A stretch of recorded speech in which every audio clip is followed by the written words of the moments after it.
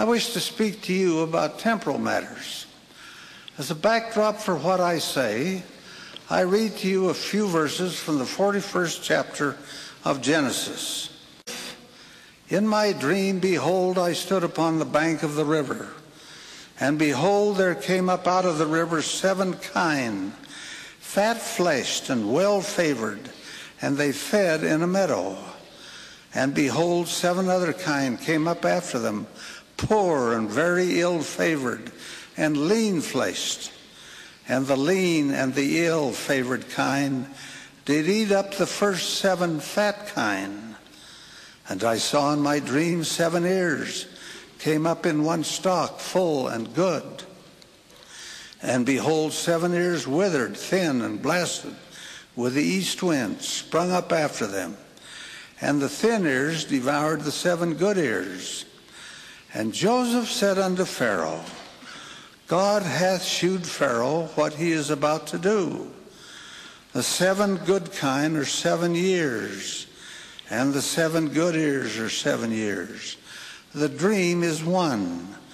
What God is about to do, he sheweth unto Pharaoh.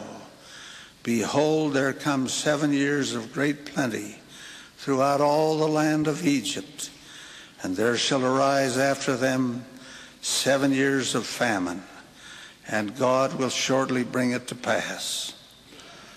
Now, brethren, I want to make it very clear that I am not prophesying, that I'm not predicting years of famine in the future. But I am suggesting that the time has come to get our houses in order. So many of our people are living on the very edge of their incomes. In fact, some are living on borrowings. We have witnessed in recent weeks wide and fearsome swings in the markets of the world. The economy is a fragile thing. A stumble in the economy in Jakarta or Moscow can immediately affect the entire world. It can eventually reach down to each of us as individuals.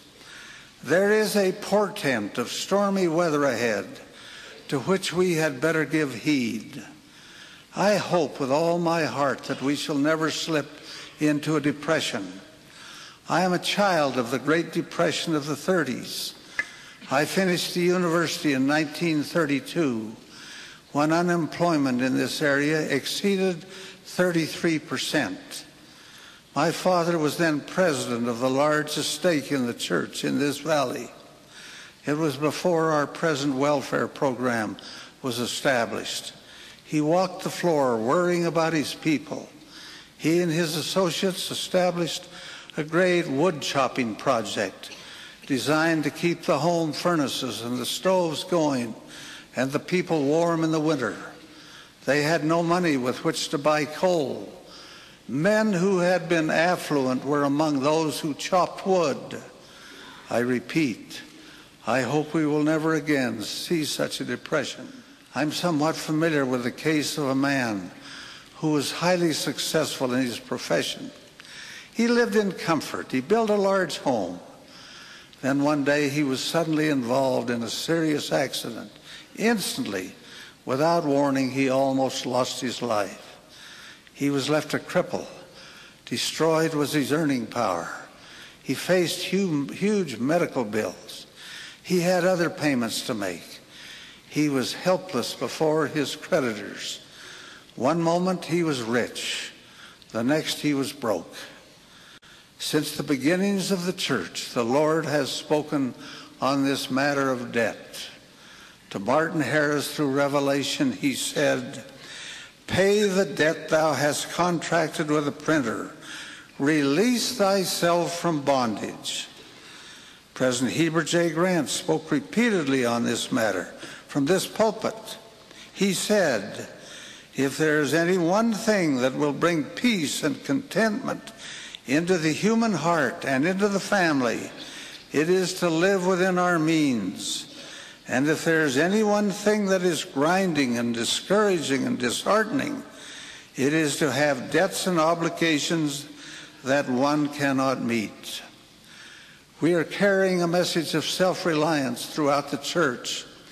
Self-reliance cannot obtain when there is serious debt hanging over a household. One has neither independence nor freedom from bondage when he is obligated to others. In managing the affairs of the church, we've tried to set an example. We have, as a matter of policy, stringently followed the practice of setting aside each year a percentage of the income of the church against a possible day of need. I am grateful to be able to say that the church, in all its operations, in all its undertakings, in all of its departments, is able to function without borrowed money. If we cannot get along, we will curtail our programs. We will shrink expenditures to fit the income. We will not borrow. One of the happiest days in the life of President Joseph F. Smith was the day the church paid off its long-standing indebtedness. What a wonderful thing it is to be free of debt, to have a little money against a day of emergency put away where it can be retrieved when necessary. President Faust would not tell you this himself. Perhaps I can tell it, and he can take it out on me afterwards. He had a mortgage on his home, drawing 4% interest. Many people would have told him he was foolish to pay off that mortgage when it carried so low a rate of interest. But the first opportunity he had to acquire some means, he and his wife determined they would pay off their mortgage.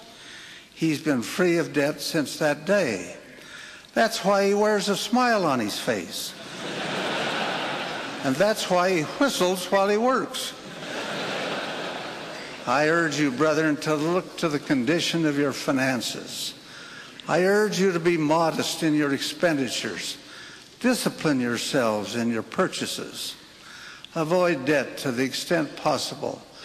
Pay off debt as quickly as you can and free yourselves from bondage. This is a part of the temporal gospel in which we believe. May the Lord bless you, my beloved brethren, to set your houses in order. If you have paid your debts, if you have a reserve, even though it be small, then should storms howl about your head, you will have shelter for your wives and children and peace in your hearts. That's all I have to say about it. But I wish to say it with all the emphasis of which I am capable. I leave with you my testimony of the divinity of this work and my love for each of you in the name of the Redeemer, the Lord Jesus Christ. Amen.